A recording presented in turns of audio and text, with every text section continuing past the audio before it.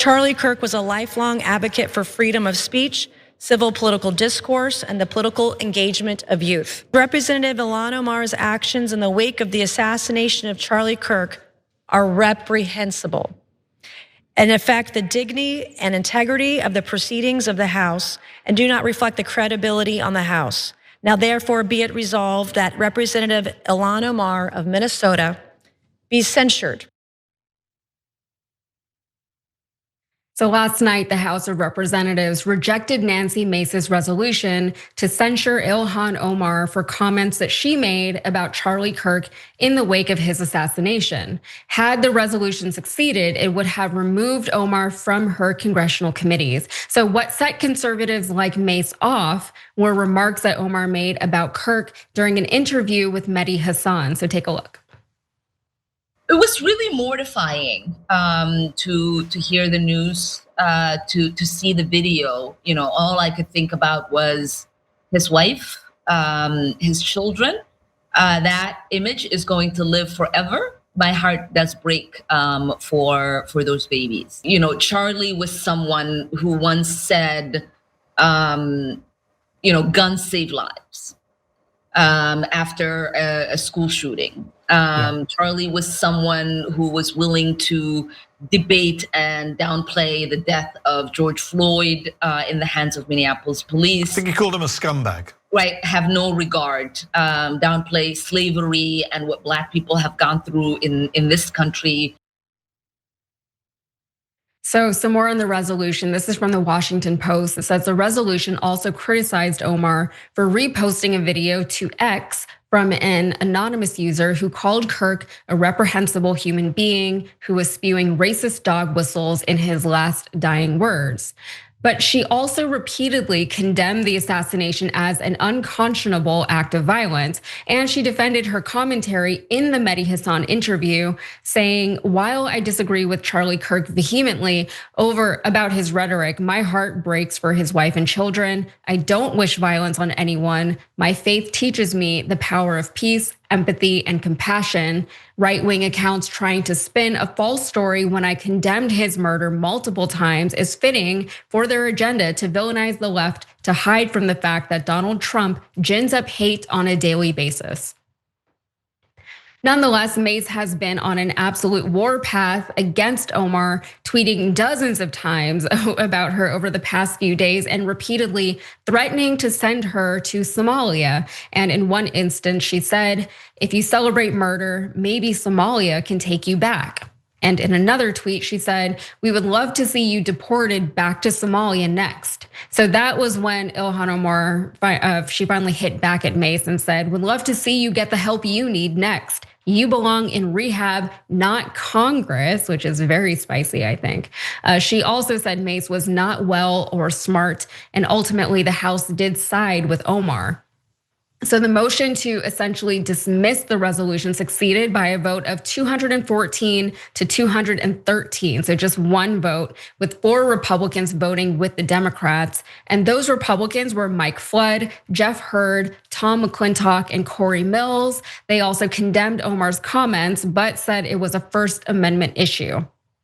So Mace immediately attacked them for their votes, writing on X, Ilhan Omar mocked the cold-blooded assassination of an innocent American husband and father. She supported ISIS. She supported the Muslim Brotherhood. She's incited political violence, and tonight Congress protected her. To which Omar responded, literally none of this is true, and this woman needs to get help. We have to stop allowing members who are experiencing mental breakdown to continue to work without getting them the help they need. This is an emergency. Let's help her before she hurts herself or one of us. I love this energy from Ilhan Omar, but she is just the latest victim in what we're seeing happen at like a very disconcerting rapid speed since in the last week since Charlie Kirk was killed. And it obviously people are very, very concerned about where all this is going to lead. So much has happened. I know here in Texas, somebody was just a student at a college here was jailed for speaking out against Charlie Kirk, which is an actual violation of the First Amendment. Cancel culture is not, people not liking you because of the things that you say is not cancel culture.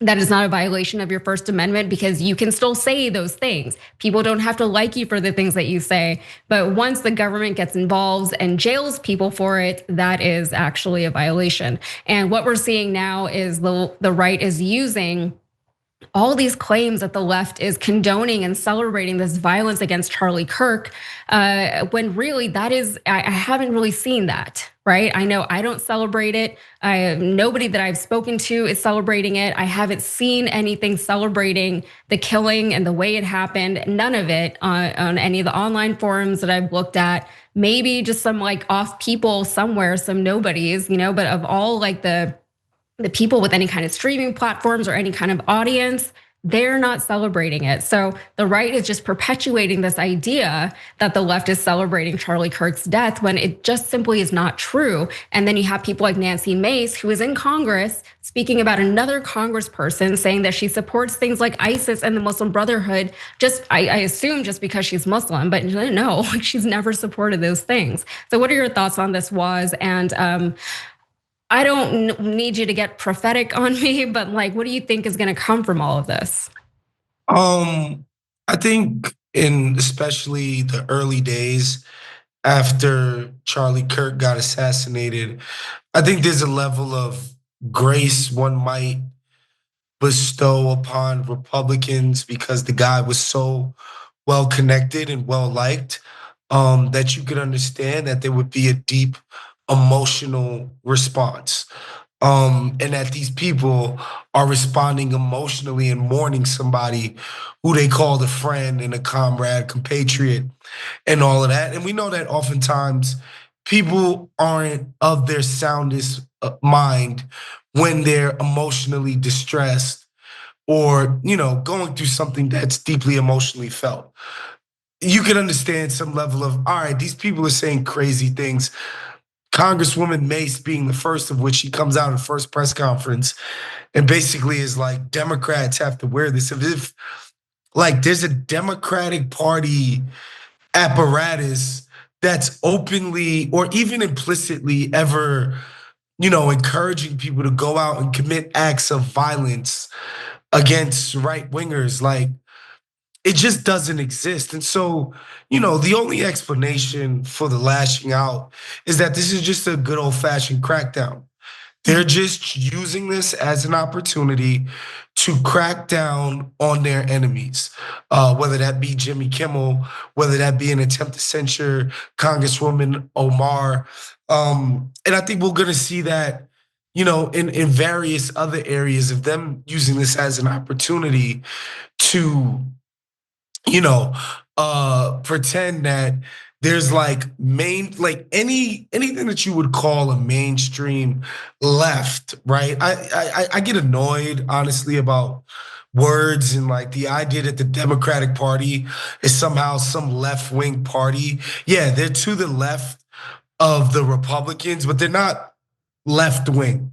And the idea that any mainstream Democratic Party or adjacent institutions or, media companies or, activist groups that are of the mainstream, I think Mehdi Hassan said this too, like a TYT, a New York Times, a Majority Report, Pod Save 'em, like you name it. Like, where are you finding these democratic institutions where a bunch of people are advocating that right wingers get shot on the streets just for being right wingers? I think there's been a robust response online, some of which I don't agree with. Like, I don't think you should dance on a man's grave just because he had horrible politics. But like, that's stuff that existed online. And to pretend that that's some strain of institutional left-wing thought is ridiculous and out of step with anything that's in reality.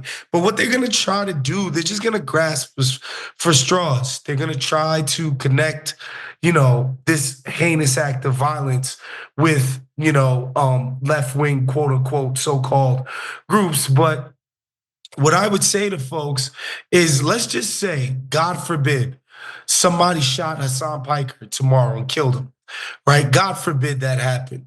What do you think right-wing accounts on social media would be doing? You think they'd be speaking in hushed tones and being like, oh, we gotta pay respect to the fallen brother on the left. And, he debated people and he had very strong opinions and he was a very left fella, but he was just give me a freaking break, okay? We're talking about Elon Musk's Twitter. The idea that the response from those people, from or a Mehdi Hassan, or name it, somebody gets tragically gunned down, that these people, anonymous accounts on the internet, would just be in grief and just be giving these left wingers the utmost deference. It's ridiculous. Yeah, and we kind of know what they would do if somebody on the left was targeted in that way, because we've seen it happen before. Either they just pretend it didn't happen, it gets caught up in some other news cycle, or they mock it outwardly, and not just people on the internet, but elected officials will mock it. We saw what happened after Nancy Pelosi's husband was attacked. We saw what happened after Josh Shapiro's house was burnt down. We saw what happened in Minnesota. It doesn't register with them. The argument is that, the way that Charlie Kirk was killed and the fact that so many people witnessed it and saw it was very, very jarring and very, very traumatizing for anybody who saw that video. I did not watch it. I was fortunate enough to not have stumbled upon it also, because I know a lot of people who were not trying to watch that video, but then it found them somehow. But there is a lot of fear in this country, and this really is just kind of what should have been expected as the natural outcome of all of this fear that has been festering within our communities. And you mentioned, that so many people are just living online in these online worlds and they don't actually know what's going on outside of the world. And I know people who don't leave their neighborhoods, right? Let alone the suburb or their city. They don't really leave their neighborhoods very often, if ever, if they can avoid it. And so all they know of the world and of the big cities is that they're dangerous, because they sit at home and they watch Fox News all day and they see all this weird footage of scary things. And then they are even more incentivized to just stay where they are. But I was in LA last week and I had people in my life who were like, oh, it's so scary over there, be careful. And I'm like, are you joking? I'm fine, right? Nothing happened. I was fine. I had a great time. And shout out to Ilhan Omar, by the way, because she puts up with a lot of stuff from other members of Congress, from Republican members of Congress, because she's from Somalia, because she wears a hijab, because she's openly progressive and openly Muslim. And she's a very, very strong woman, because I don't know how she deals with what she deals with. Every time you ring the bell below, an angel gets his wings. Totally not true, but it does keep you updated on our live shows.